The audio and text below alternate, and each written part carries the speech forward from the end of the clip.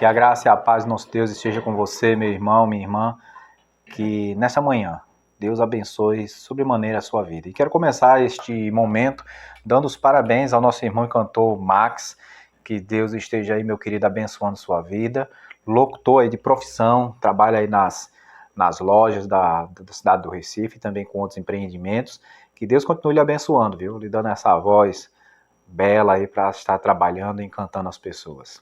Meus queridos, hoje eu quero refletir com vocês acerca de um assunto que eu gostaria que vocês apreciassem com muita moderação.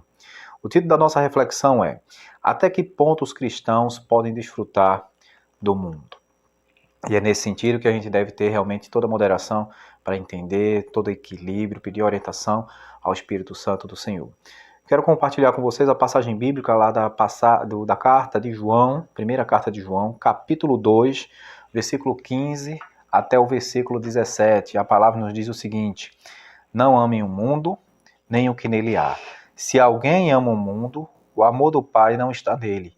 Pois tudo o que há no mundo, a cobiça da carne, a cobiça dos olhos e a ostentação dos bens, não provém do Pai, mas do mundo.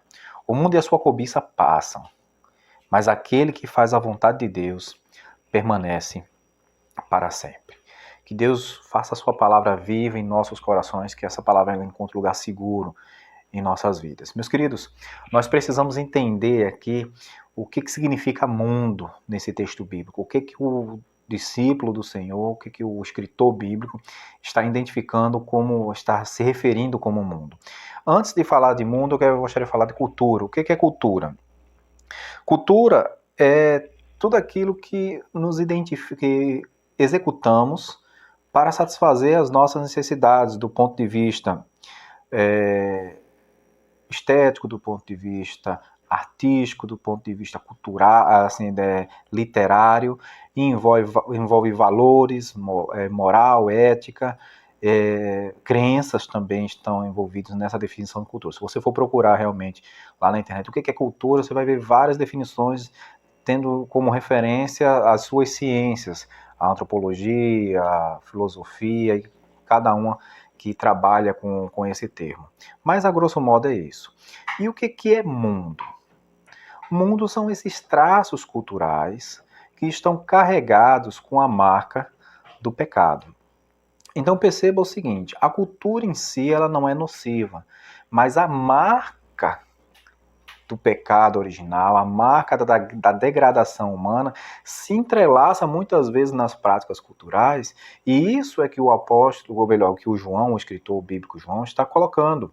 E aí a gente vai perceber o seguinte: perceba que quando ele destaca o seu texto, ele faz um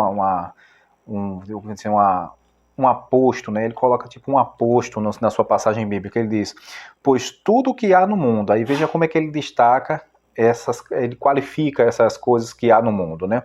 Cobiça da carne, cobiça dos olhos, a ostentação dos bens. Perceba que ele está destacando a marca do pecado que está entrelaçada com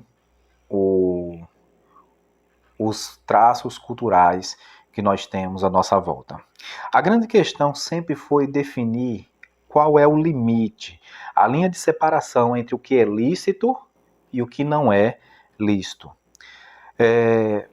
Precisamos primeiramente, né, para perceber onde é que está essa separação, a primeira dica que nós damos é: faça uma análise desse traço cultural, perceba se ele é marcado ou não é marcado com a marca do pecado, né? Se ele não traz em si uma degradação moral.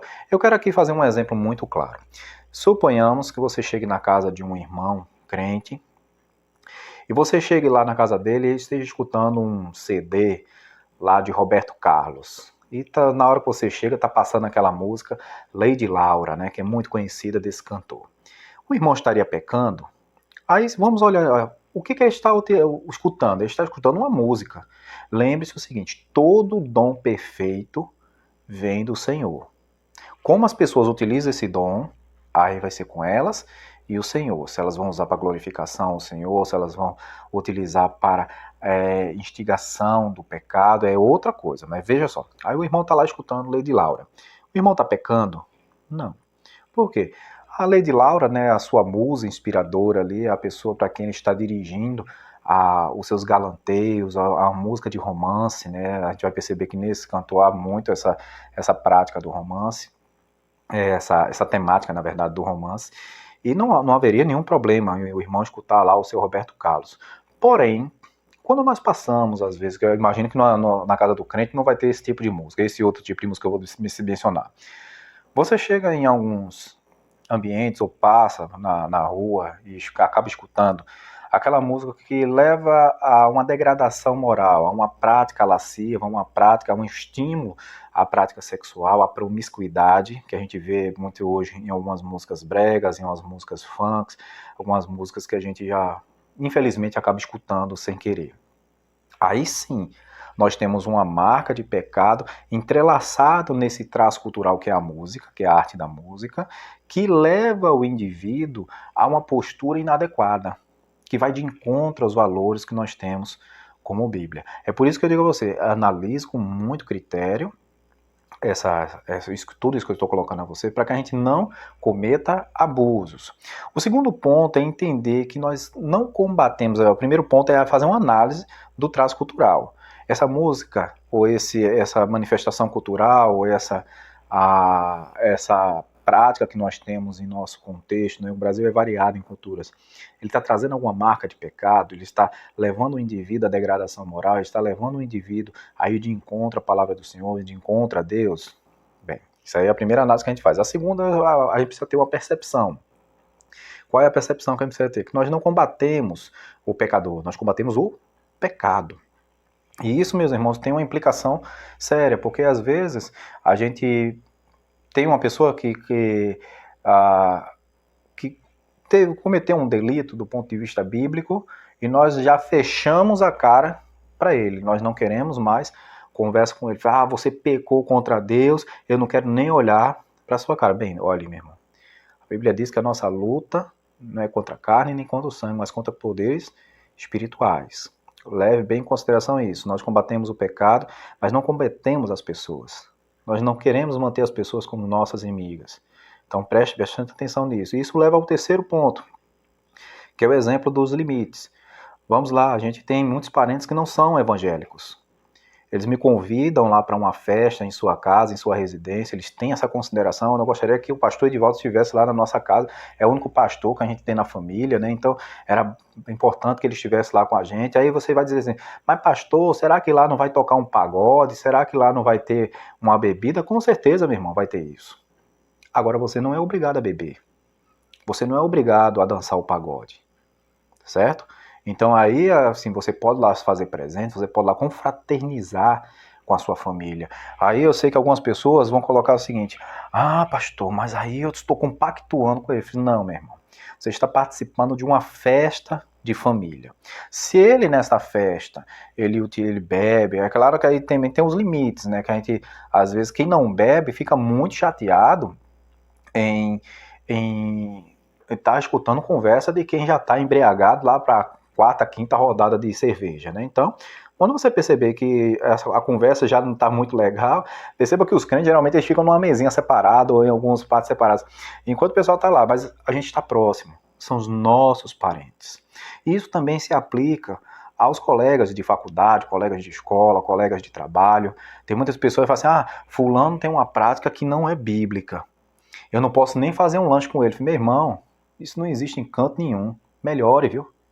Porque uma coisa que a Bíblia diz é a seguinte, que Jesus, ele comeu com pecadores, comeu a se confraternizar com pecadores. Você acha que ele chegou lá, ficou num canto da mesa, comeu, muito obrigado e vai embora, sem trocar uma palavra? Não. Jesus interagiu, Jesus falou do reino, Jesus compartilhou com eles as alegrias, as tristezas, o que faz parte daquele momento. Jesus não compartilhou com eles o pecado, mas compartilhou com eles o pão, compartilhou com eles o momento de estarem próximos. E isso daí é uma coisa que deve estar muito evidente em nossas mentes.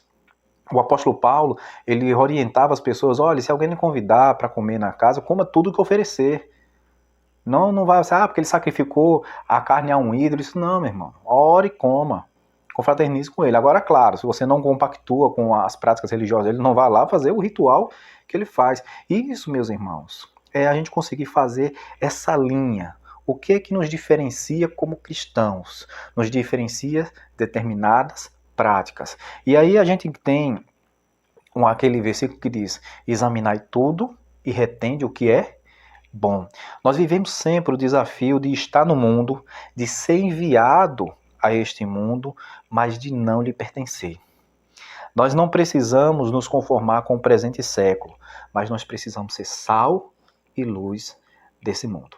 Meu irmão, que Deus ele fale ao seu coração, que nós possamos realmente poder viver momentos em família, viver momentos na fraternidade entre amigos, sem estar apontando, você faz isso ou você faz aquilo. Não, meu irmão.